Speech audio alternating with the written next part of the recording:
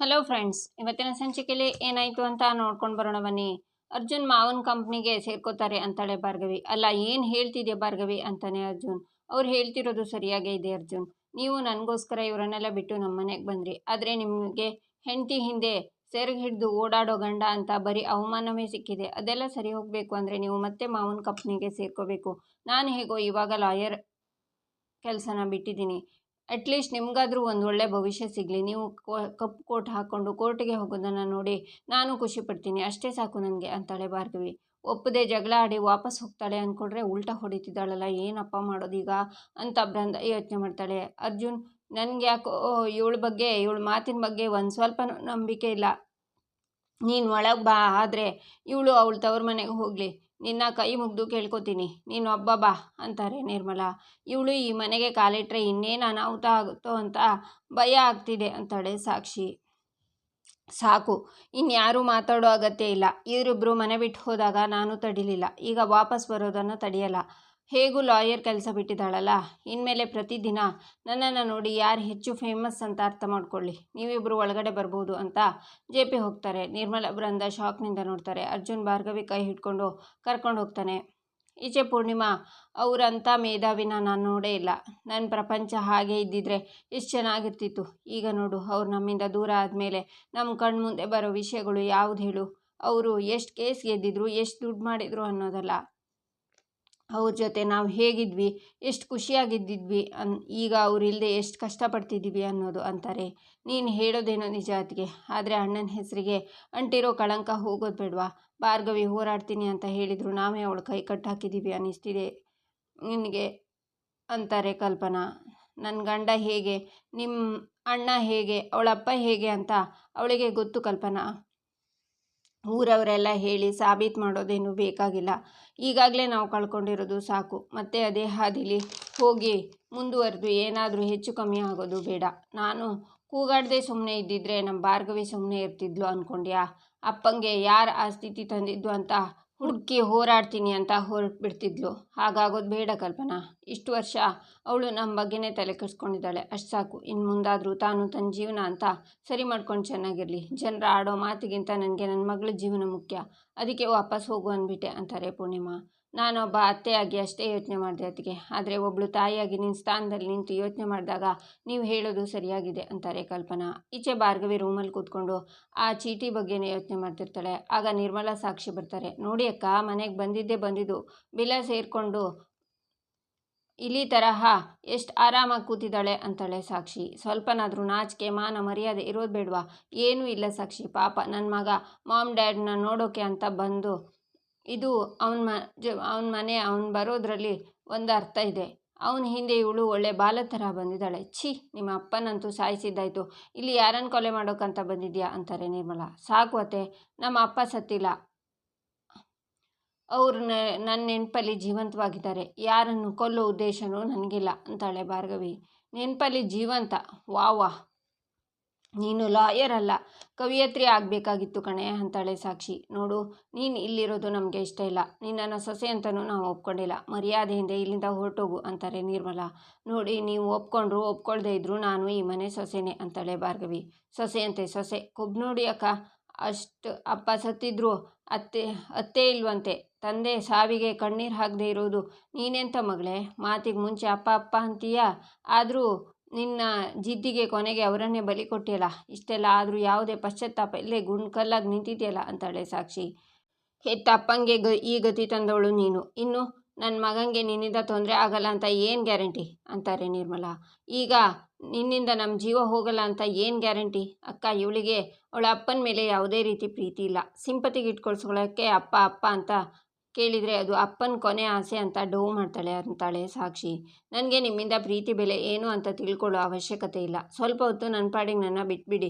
ಮರ್ಯಾದೆನ ಕೊಟ್ಟು ತಗೊಂಡ್ರೆ ಒಳ್ಳೆಯದು ಅಂತಾಳೆ ಭಾರ್ಗವಿ. ಮರ್ಯಾದೆ ನಾವು ಹಾಗಿರಲಿ, ಇಡೀ ಊರೇ ನಿನ್ನ ಥೂ ಅಂತ ಉಗೀತಿದೆ. ಆದರೂ ನಿನ್ನ ಯೋಗ್ಯತೆ ಏನು ಅಂತ ನಿನ್ಗೆ ಅರ್ಥ ಆಗಿಲ್ಲ ಅಲ್ವಾ? ಅದು ಯಾವ ಭ್ರಮೆಯಲ್ಲಿ ಬದುಕ್ತಿದೆಯೇ ನನಗಂತೂ ಗೊತ್ತಿಲ್ಲ. ನೀನೇನು ಮಾಡ್ಕೊಂಡು ಹಾಳಾಗಿ ಹೋಗು, ಆದರೆ ನನ್ನ ಮಗನ ಲೈಫಿಂದ, ನನ್ನ ಲೈಫಿಂದ ದೂರ ಹೊರಟೋಗು. ಅದೇ ನೀನು ಮಾಡೋ ದೊಡ್ಡ ಉಪಕಾರ ಅಂತಾರೆ ನಿರ್ಮಲ. ಆಗ ಸಾಕ್ಷಿ ನಿರ್ಮಲೆಗೆ ಕಣ್ಣಲ್ಲೇ ಸನ್ನೆ ಮಾಡ್ತಾರೆ.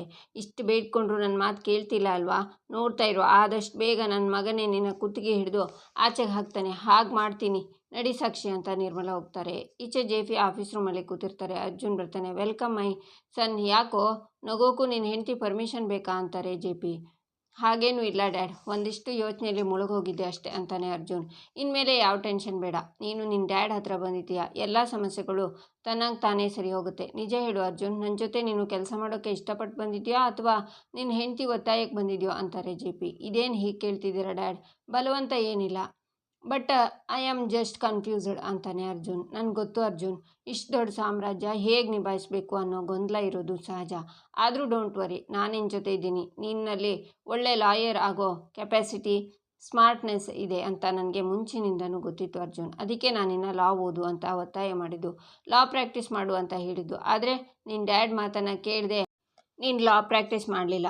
ಆಮೇಲೆ ನಿನ್ನ ಹೆಂಡತಿಗೋಸ್ಕರ ಲಾಯರ್ ಆದೆ. ಇಟ್ಸ್ ಓಕೆ, ಯಾಕೇನು ಅಂತ ಅಂದ್ಕೊಳ್ಳೋದಕ್ಕಿಂತ ಈಗ ನೀನು ನನ್ನ ಮುಂದೆ ಒಬ್ಬ ಲಾಯರ್ ಆಗಿ ನಿಂತಿದ್ಯಲ್ಲ, ಅಷ್ಟು ಸಾಕು.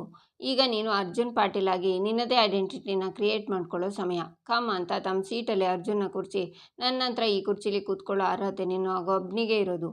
ನಾನು ಚೂಸ್ ಮಾಡಿರೋ ಪ್ರೊಫೆಷನ್, ನಾನು ಕಷ್ಟಪಟ್ಟು ಕಟ್ಟಿರೋ ಲಾ ಫಾರ್ಮ್, ಅದನ್ನು ನನ್ನ ಮಗ ಮುಂದುವರಿಸ್ಬೇಕು, ಅದನ್ನು ಇನ್ನೂ ಎತ್ತರಕ್ಕೆ ಬೆಳೆಸಬೇಕು. ನನಗೆ ಸಿಕ್ಕಿರೋ ಫೇಮು, ಗೌರವ ನಿನಗೂ ಸಿಗಲಿ ಅಂತ ಎಷ್ಟು ವರ್ಷದಿಂದ ಕನಸು ಕಾಣ್ತಿದ್ದೀನಿ ಗೊತ್ತೇನೋ.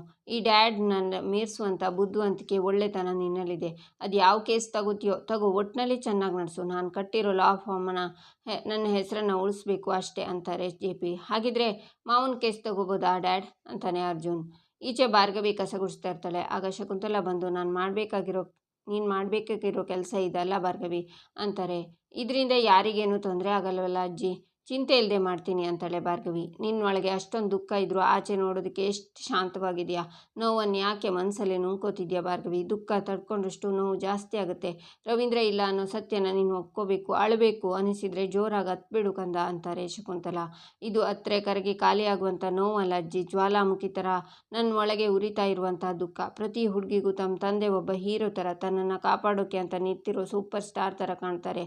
ಆ ನನ್ನ ಹೀರೋ ತುಂಬ ಪ್ರೀತಿಸಿದಂತಹ ಕೆಲಸ ಅಂದರೆ ಅದು ಇದೇ ಲಾಯರ್ ಕೆಲಸ. ಅವ್ರ ಜೀವನದಲ್ಲಿ ಕಳ್ಕೊಂಡಿದ್ರಲ್ಲ, ಅವರಿಗೆ ವಾಪಸ್ ಸಿಗಲಿ ಅನ್ನೋ ಆಸೆಯಲ್ಲಿ ಈ ಒಂದು ಕೇಸ್ ತಗೊಳ್ಳಿ ಅಂತ ಒತ್ತಾಯ ಮಾಡಿದೆ ಅಜ್ಜಿ. ಆ ಹುಡುಗಿ ಕೇಸನ್ನು ನಾನೇ ತಗೊಂಡಿದ್ದಿದ್ರೆ ಎಷ್ಟೇ ಚೆನ್ನಾಗಿರ್ತಿತ್ತು. ಆದರೆ ಇವಾಗ ನೋಡಿ, ಪ್ರಾಮಾಣಿಕವಾಗಿ ನಮ್ಮ ಅಪ್ಪನ ಮೇಲೆ ಆಪಾದನೆ ಬಂದಿದೆ. ಇದೆಲ್ಲ ಆಗಿದ್ದು ನನ್ನಿಂದ ಅಂತ ನೆನೆಸ್ಕೊಂಡು ನನಗೆ ಹಿಂಸೆ ಆಗ್ತಿದೆ ಅಜ್ಜಿ ಅಂತಾಳೆ ಭಾರ್ಗವಿ. ನಿನ್ನ ಯೋಚನೆಯಲ್ಲಿ ತಪ್ಪಿಲ್ಲ, ವಿಧಿ ಆಟ ಆಡಿದ್ದು ಅಷ್ಟೇ. ರವೀಂದ್ರ ಸೋತ ಕಡೆನೇ ಅವನನ್ನು ನೀನು ಗೆಲ್ಲಿಸಿದ್ಯಾ. ಅವನು ಬದುಕಿದಷ್ಟು ಕೊನೆ ದಿನ ಅವನು ಗೆದ್ದ ಅನ್ನೋ ಖುಷೀಲಿ ತಲೆ ಎತ್ತಿ ನಡೆಯೋ ಹಾಗೆ ಮಾಡಿದ್ಯಾ. ಅವನು ನೀನು ಸಮಾಧಾನ ಪಟ್ಕೋ. ಅದನ್ನು ಬಿಟ್ಟು ಅವನ ಸಾವಲ್ಲಿ ನಿನ್ನ ಪಾಲಿದೆ ಅಂತ ನೀನು ಕೊರಗಬೇಡ. ಎಲುವಿಲ್ಲದ ನಾಲಿಗೆ ಇವತ್ತು ಈ ವಿಷಯನ ಮಾತಾಡುತ್ತೆ, ನಾಳೆ ಇನ್ನೊಂದು ವಿಷಯ ಆಡೋದು ಬಾಯಿಗೆ ನಾವು ತಲೆ ಕೆಡಿಸ್ಕೋಬಾರ್ದು. ರವೀಂದ್ರ ಏನು ಅಂತ ನಮಗೆಲ್ಲ ಚೆನ್ನಾಗಿ ಗೊತ್ತು, ಅಷ್ಟು ಸಾಕು ಅಂತಾರೆ ಶಕುಂತಲ. ಆಗ ಭಾರ್ಗವಿ ಅಜ್ಜಿನ ತಪ್ಕೋತಾಳೆ. ಈಚೆ ಜೆಪಿ, ಅದೊಂದು ಕೇಸ್ ಬಿಟ್ಟು ಇನ್ಯಾವ ಕೇಸ್ ಬೇಕಿದ್ರೂ ನಡೆಸು ಅಂತಾರೆ. ಮಾವ ಎಷ್ಟು ಒಳ್ಳೆ ಲಾಯರ್ ಆಗಿದ್ರು ಅನ್ನೋದು ನಿಮಗೂ ಗೊತ್ತಲ್ವ ಡ್ಯಾಡ್? ಪಾಪ ಯಾರೋ ಬೇಕು ಅಂತ ಅವ್ರ ಹೆಸರಿಗೆ ಕಳಂಕ ತಂದಿದ್ದಾರೆ. ಭಾರ್ಗವಿ ಅವರ ಅಮ್ಮನಿಗೆ ಕೊಟ್ಟಿರೋ ಮಾತಿಗೆ ಕಟ್ಬಿದ್ದು ಲಾ ಪ್ರಾಕ್ಟೀಸ್ ಬಿಟ್ಟಿದ್ದಾರೆ. ಅವ್ರ ಪರವಾಗಿ ನಾನಾದರೂ ಕೇಸ್ ನಡೆಸ್ಬೇಕಲ್ವಾ ಡ್ಯಾಡ್ ಅಂತಾನೆ ಅರ್ಜುನ್. ನಿನಗೆ ಆ ಮನೆ ಗುಂಗು ಇನ್ನೂ ಹೋಗಿಲ್ಲ ಅಲ್ವಾ? ನೋಡು ಅರ್ಜುನ್, ಭಾರ್ಗವಿನ ಮತ್ತೆ ಈ ಮನೆಗೆ ಸೇರಿಸ್ಕೊಂಡಿದ್ದು ಅವಳು ಲಾ ಪ್ರಾಕ್ಟೀಸ್ ಮಾಡಲ್ಲ ಅಂತ ಮಾತ್ರ. ಅವಳಿಗೆ ಸಂಬಂಧಪಟ್ಟಂಗೆ ಅಥವಾ ಅವಳು ಕುಟುಂಬದವರಿಗೆ ಸಂಬಂಧಪಟ್ಟಂಗೆ ಯಾವ ಕೇಸು ಇಲ್ಲಿಗೆ ಬರಬಾರ್ದು. ನೀನೀಗ ಈ ಪಾಟೀಲ್ ಮನೆ ಮಗ, ಅದನ್ನು ನೆನಪಲ್ಲಿಟ್ಕೊಂಡು ನೋಡಿ. ಇದಕ್ಕೆ ಬದ್ಧನಾಗಿದ್ದರೆ ಮಾತ್ರ ನಿನಗೆ, ನಿನ್ನ ಹೆಂಡತಿಗೆ ಈ ಮನೇಲಿ ಸ್ಥಾನ, ಮಾನ, ಗೌರವ ಅಂತಾರೆ ಜೆಪಿ. ಅಲ್ಲ ಡ್ಯಾಡ್, ಪಾಪ ಮಾವಂಗಾಗಿರೋ ಅಂತ ಅರ್ಜುನ್ ಹೇಳುವಾಗ, stop it, no more discussion. ಮತ್ತೆ ನಿನ್ನ ಮನೆಯಿಂದ ಆಚೆ ಹಾಕೋ ಹಾಗೆ ಮಾಡಬೇಡ. ನೀನು ಮಾಡಿರೋ ತಪ್ಪನ್ನೆಲ್ಲ ಮರೆತು ವೆಲ್ಕಮ್ ಮಾಡಿದ ಹಾಗೆ ಪ್ರತಿ ಸರ್ತಿನೂ ಸುಮ್ಮನೆ ಇರ್ತೀನಿ ಅಂತ ಮಾತ್ರ ಅನ್ಕೋಬೇಡ. ಈ ಮನೆ ಬಾಗಿಲು ನಿನಗೆ ಹೀಗೆ ಯಾವಾಗಲೂ ತೆಗ್ದಿರಲ್ಲ ಅಂತ ಜೆಪಿ ತಿರುಗಿ ಸೂಪರ್ ಅಂತ ಸನ್ನೆ ಮಾಡಿ ಹೋಗ್ತಾರೆ. ಈಚೆ ಶಕುಂತಲ, ಭಾರ್ಗವಿ ನಂದೊಂದು ಮಾತನಾಡಿಸ್ಕೊಡ್ತೀಯಮ್ಮ ಅಂತಾರೆ. ಹೇಳಿ ಅಜ್ಜಿ ಅಂತಾಳೆ ಭಾರ್ಗವಿ. ನಿನ್ನಿಂದ ಒಳ್ಳೆ ಲಾಯರ್ ಕೆಲಸನ ಬಿಡಬಾರ್ದು. ಜನರಿಗೆ ನಿನ್ನ ಅವಶ್ಯಕತೆ ಇದೆ, ಅದನ್ನು ಅರ್ಥ ಮಾಡಿಕೊಂಡು ನಿನ್ನ ಮಾತನ್ನು ವಾಪಸ್ ತಗೊಳ್ಳಮ್ಮ ಅಂತಾರೆ ಶಕುಂತಲ. ಎಲ್ಲಕ್ಕಿಂತ ಹೆಚ್ಚಾಗಿ ನನ್ನ ಕುಟುಂಬಕ್ಕೆ ನನ್ನ ಅವಶ್ಯಕತೆ ಇದೆ ಅಜ್ಜಿ. ಅಮ್ಮನೇ ಹೇಳುವವರೆಗೂ ನಾನು ಈ ಕೆಲಸ ಮಾಡಲ್ಲ. ಇದರಿಂದನಾದರೂ ಅವ್ರ ಮನಸ್ಸಿಗೆ ನೆಮ್ಮದಿ ಸಿಗಲಿ ಅಂತಾಳೆ ಭಾರ್ಗವಿ. ಮಗಳಾಗಿ ನಿನ್ನ ಕೆಲಸನ ನಿಭಾಯಿಸ್ತಿದ್ಯಾ, ನನಗೆ ಅರ್ಥ ಆಗುತ್ತೆ ಭಾರ್ಗವಿ. ನಿನ್ಗೆ ಎಷ್ಟು ಸಮಯ ಬೇಕೋ ಅಷ್ಟು ಸಮಯ ತಗೋ. ಮುಂದೊಂದು ದಿನ ನೀನು ಲಾಯರ್ ಆಗಿ ನನ್ನ ಕಣ್ಣು ಮುಂದೆ ಬರಲಿ ಅಂತ ನಾನು ಆ ದೇವರಲ್ಲಿ ಬೇಡ್ಕೋತಿದ್ದೀನಮ್ಮ ಭಾರ್ಗವಿ. ರವೀಂದ್ರ ತೀರ್ಕೊಂಡ್ಮೇಲೆ ನೀನು ತುಂಬ ಗಟ್ಟಿಯಾಗಿದೆಯಾ ಅಲ್ವಾ ಅಂತಾರೆ ಶಕುಂತಲಾ. ಏನೇ ಬಂದರೂ ಗಟ್ಟಿಯಾಗಿ ನಿಲ್ಲಬೇಕು ಅಂತ ನಮ್ಮ ಅಪ್ಪ ಯಾವಾಗಲೂ ನನ್ನ ಹತ್ರ ಹೇಳ್ತಿದ್ರು ಅಜ್ಜಿ. ನಾನು ಅವ್ರ ಮಾತನ್ನೇ ಪಾಲಿಸ್ತಿದ್ದೀನಿ. ನಾನು ಮಾಡಬೇಕಾಗಿರೋ ಕೆಲಸ ಇನ್ನೂ ತುಂಬಾ ಇದೆ. ನಾನು ಅದೇ ಯೋಚನೆಯಲ್ಲಿ ಇದ್ದೀನಿ ಅಂತಾಳೆ ಭಾರ್ಗವಿ. ಏನದು ಅಂತಾರೆ ಶಕುಂತಲಾ. ಅಪ್ಪನ ಹೆಸರಿಗೆ ಅಂಟಿರೋ ಸುಳ್ಳು ಆಪಾದನೆಗಳು ಹೋಗಬೇಕು ಅಂತಾಳೆ ಭಾರ್ಗವಿ. ನಿನಗೆ ಯಾರ ಮೇಲಾದರೂ ಅನುಮಾನ ಇದೆಯಾ ಅಂತಾರೆ ಶಕುಂತಲಾ. ಗಾಯತ್ರಿ ದೇವಿ ಅಂತಾಳೆ ಭಾರ್ಗವಿ. ಈ ಗಾಯತ್ರಿ ಬಗ್ಗೆ ಭಾರ್ಗವಿಗೆ ಹೇಗೆ ಗೊತ್ತಾಯಿತು ಅಂತ ಶಕುಂತಲಾ ಯೋಚನೆ ಮಾಡ್ತಾರೆ. ಈ ಹೆಸರನ್ನ ಎಲ್ಲಾದರೂ ಕೇಳಿದ್ರಾ ಅಜ್ಜಿ ಅಂತಾಳೆ ಭಾರ್ಗವಿ. ಗಾಯತ್ರಿ ದೇವಿನ ಯಾಕೆ ಹಾಗೆ ಕೇಳ್ತಿದ್ಯಾ ಭಾರ್ಗವಿ ಅಂತಾರೆ ಅಜ್ಜಿ. ಏನಿಲ್ಲ ಅಜ್ಜಿ, ಮಾವನ ಫ್ರೆಂಡ್ಸ್ ಯಾರೋ ಕೇಳ್ತಿದ್ರು, ಅದಕ್ಕೋಸ್ಕರ ಕೇಳಿದೆ ಅಷ್ಟೇ ಅಂತಾಳೆ ಭಾರ್ಗವಿ. ಆಗ ನಿರ್ಮಲಾ ಸಾಕ್ಷಿಯಲ್ಲಿ ಬರ್ತಾರೆ. ಏನೇ ನನ್ನ ಗಂಡನ ಬಗ್ಗೆ ಏನೇ ಕೇಳ್ತಿದ್ಯಾ, ಅಷ್ಟಕ್ಕೂ ಇದನ್ನೆಲ್ಲ ಕಟ್ಕೊಂಡು ನಿನ್ಗೇನಾಗಬೇಕು, ಜಸ್ಟ್ ಮೈಂಡ್ ಯುವರ್ ಬಿಸ್ನೆಸ್ ಅಂತಾರೆ ನಿರ್ಮಲಾ. ಹಂಗೆ ಹೇಳಿ ಅಕ್ಕ, ಮತ್ಯಾವುದೋ ಸುಳ್ಳು ಕೇಸ್ ಹಾಕೋಕ್ಕೆ ಪ್ಲ್ಯಾನ್ ಮಾಡ್ತಿದ್ದಾಳೆ ಅನ್ಸುತ್ತೆ ಅಂತಾಳೆ ಸಾಕ್ಷಿ. ನಿನ್ನ ತಂದೆ ತಾಯಿನ ದೂರ ಮಾಡಿದ ಹಾಗೆ ನನ್ನ ಜೆಪಿನ ದೂರ ಮಾಡೋಕ್ಕೆ ಟ್ರೈ ಮಾಡಬೇಡ ಅಂತಾರೆ ನಿರ್ಮಲಾ ಅದೇನು ಮಾತು ಅಂತ ಹೇಳ್ತಿದ್ಯಮ್ಮ ಅಂತಾರೆ ಶಕುಂತಲಾ. ಇರೋ ವಿಷಯನೇ ಹೇಳ್ತಿದ್ದೀನಿ ಅತ್ತೆ, ನೀವು ಸ್ವಲ್ಪ ಸುಮ್ಮನೆ ಇರಿ, ಯಾವಾಗಲೂ ಅವಳನ್ನು ವಹಿಸ್ಕೊಂಡು ಬರಬೇಡಿ ಅಂತಾರೆ ನಿರ್ಮಲಾ. ಈಚೆ ಅರ್ಜುನ್ ಬರ್ತಾ ಇರುವಾಗ ಬೃಂದ ಬಂದು, ಅರ್ಜುನ್ ಮನೆಗೆ ವಾಪಸ್ ಬಂದರು, ಮೊದಲೇ ಇರೋ ಖುಷಿ ಮುಖದಲ್ಲಿ ಕಾಣಿಸ್ತಿಲ್ಲ, ಏನಾಯಿತು ಅಂತಾಳೆ.